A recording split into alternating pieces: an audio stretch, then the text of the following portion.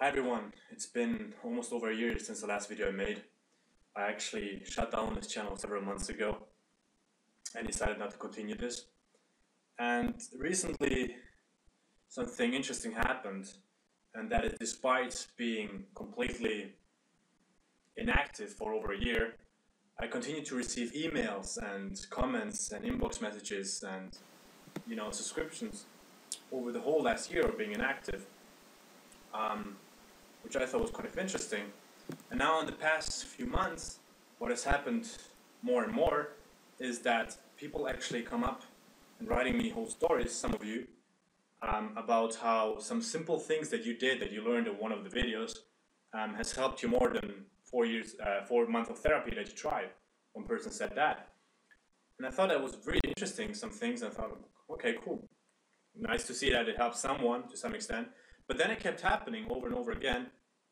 And every day when I check my email, there's still like subscriptions coming in, even though I've been inactive for a year. And people still comment and send inbox messages and want some questions answered. And now there's been even over 35,000 people watching the videos that I've never promoted and I just put up as a project I started over 1.5 years ago. And the idea was this, to start kind of an online community in which people with social anxious problems or relating issues could exchange their thoughts and could learn at a level that currently is nowhere available, because the advice that I see just is not at the level that I would like to have it, and that's why I actually started this. Yet, as life catches up and we all have our work, studies, projects, and so on, it kind of dropped a little bit to the side, and I decided to do two things now. One, I'm going to relaunch it, and second of it, I'm going to finish the whole project that I started over 1.5 years ago, which will be including launching my website in 2 weeks. So it's going to have a lot of articles and extra good stuff that you can use. And I never finished it. And there's two reasons why I'm actually deciding to relaunch the whole project. One of them is just the amazing input that you guys have done. Some of the messages that I read really they touched me and inspired me, because it's so small things that I never would have thought would have that big of an impact. And people still keep commenting and saying, this is great stuff, do more. And I have this question, please, can you help me? I'm struggling in school. Like, these people, I really would like to meet them, or I really would like to go there and I just can't. Can you give me some advice? And so, simply because of the amazing effort and input that you people have constantly put in and reinforced the things that I've been doing, I decided to relaunch it, because it was really overwhelming for me to see that every day I still get comments and messages and so on, even though it's such a simple thing that I've done. And it's not even the tip of the iceberg of what I could do for you guys. So I've decided to kind of take it all to another level. I'm going to bring out new videos, I'm going to launch a website, and I'm more than happy to get your feedback. I'm all about feedback, you guys know that. And so that is one reason why I'm starting to do that, to get back into it. It's going to consume a lot of my personal time, but I'm willing to put it in if it is useful to you guys. The moment I stop receiving feedback, for me, that's a sign that it's not useful anymore. So keep that one coming. The second reason why I decided to relaunch this is also I've noticed an interesting trend of people maybe subscribing to the videos and then recycling the advice and trying to package it and sell it further in slightly different context. And I love the idea of people sharing content and taking content and kind of like making it available to people if it's helpful and it really helps. But if I don't feel like it's done genuinely and I recognize some of the stuff in a marketing pitch, I don't like that. And so this is some of the stuff that I heard of people trying to use some concepts and kind of maybe changing an example here or there, and then coming up with some kind of similar advice, but making it sound very structural and very like a robot. not cool. So this is kind of one of the reasons that I decided maybe there should be more content out there. So if people were gonna use that, they can use a little bit more of more substance, because currently the advice is just recycled and repackaged in very poor context. And so there's two things related to this, by the way. Just something I've noticed watching these related videos over and over again. Good stuff on some sides.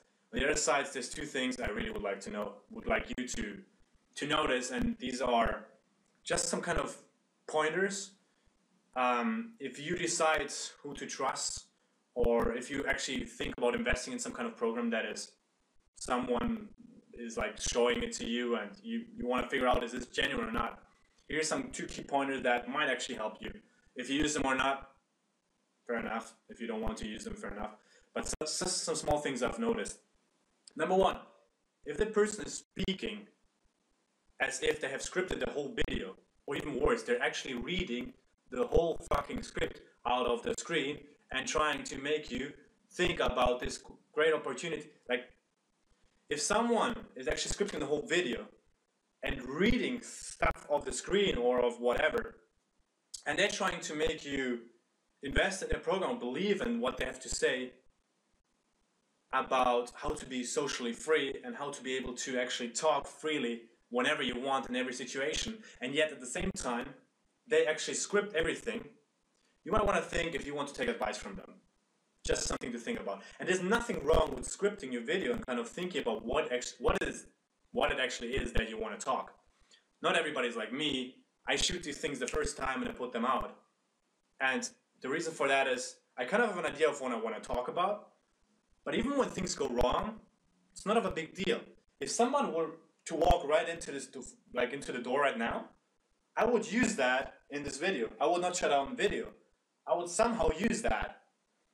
And so it's about kind of becoming comfortable with whatever happens to your surrounding and using that in your everyday life. If you do a presentation and a phone rings, don't stop the presentation.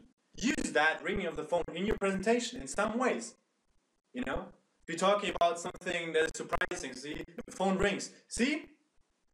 A surprise. The phone just rang. It's a great example of what I was just talking about. And things like these can always happen in our life, blah, blah, blah. You know, just use whatever comes into your life. I realize that some people like to script their stuff and, you know, shoot these things 10, 15 times a day. Fine, nothing wrong with that.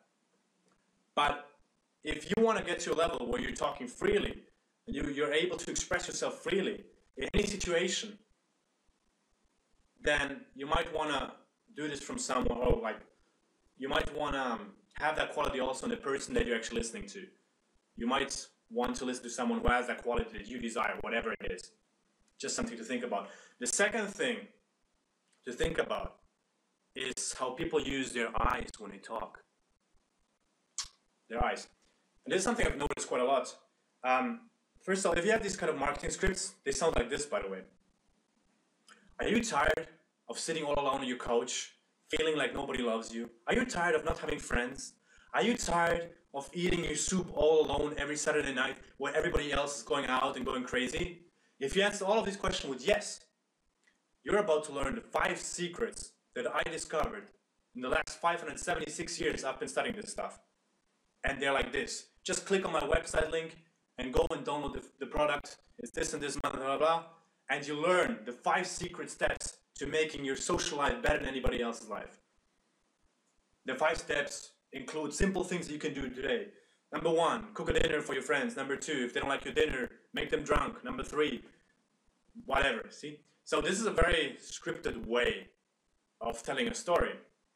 And it doesn't feel natural. It's not something that you would do in a natural conversation if you talk to your friends. So that's one thing.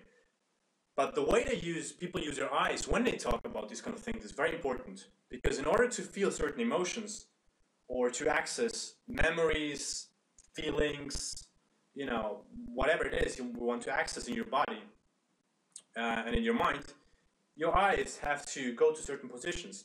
And there's 3 layers of your eyes that people use. And the first one is the visual. If the eyes go up, it's visual. The middle one, right, is the auditory, what people hear. And if the eyes go down, like this, it's kinesthetic. It's people are feeling something. And so very often I see these videos where people tell their story about how they overcame this social anxiety, yet they look into the wrong direction. Most people don't know that. Maybe some of you know that. Just something very quickly, if to help you evaluate if what the person is really saying, if you should trust it or not. It's just for you. I'm not saying that everybody is lying or anything like that, but a couple of things I've noticed. And so here's the difference between me imagining something and remembering something. This is me remembering something. Okay. I just remembered my dinner yesterday. It was delicious. This is me creating an image in my head. Notice the difference? My eyes go here when I remember something. When I create something, they go here. Up. Remembering. Creating, right? So if I talk, I've been studying this stuff for 567 years. I've tried every audiobook. I've read every book there is. I've seen every seminar. And I'm looking to that direction. I'm actually not remembering any of the stuff I'm saying. I'm just creating it, right? So if I say something where I've been studying this stuff 79 years, I should look up there. You know, if I say since 1942 when I first started, you know, these are things where usually I remember something. Now, some people might actually create an image. That's fine. It doesn't mean that they're lying. But if they do this consistently and you look at the rest of their body, something to think about. And actually, I think I have this great book here. When I look at the people, this is how it looks like, right? You can see this, like here. Visual recall and visual construct. Just a difference. So from my perspective, up left is visualizing something. I remember it's something that I visualize. If I look up right, from my perspective, it is me creating some kind of image in my head. The second layer is the auditory, same thing. It's when the eyes are set in the middle. See that? Same thing. In the middle, right? I remember something I heard. I imagine how something would sound. For example, if I imagine how you as a viewer would sound if you asked me a question, what your voice is or something, and I read a comment, thought like, how would this person sound? That's where my eyes would go, you know, And I might imagine how you look as well. And then finally, you have the kinesthetic things when people really go into feelings and say, man, it was so much pain, it really hurt me. They actually go down. Because this is what you feel. When you want to feel something, your eyes go down, right? And again, you have this here. This is an internal dialogue. The eyes go down, and then from the person's perspective to the left. It's like you can do this in your head yourself. When I talk to myself, where does my eyes go? And if they go down and to the right, they're actually feeling something in that moment, right? So here, down left, from my perspective, I'm talking to myself. And if I'm feeling something, down right. Simple as that. Two small things you can look out for. If the people talk scriptedly, maybe they should talk freely, I don't know. Just my opinion on this thing. And if people come up with stories the whole time, yet they don't seem to remember any of them, but they just start to make up the stuff, it just helps you to evaluate how true something like that could actually be. Two very quick things. Other than that, I will put off new videos every week to the best of my abilities. Right now, I'm quite busy with other projects, with my work, with other stuff. So I'll really try to do my best here. And the way I have a lot of things that I want to talk to you about, but of course, it's always best to make it as relevant to you as I possibly can. And so therefore, any kind of feedback, again, would help me a lot. I have a certain kind of agenda in my mind, what I want to go through over. And I noticed there's a pattern to most inbox messages or comments and so on, and something that you really want to have, and that's fine. So I'm gonna try to focus on those kind of things that you want, and yeah. So hope to see you soon, right? Bye.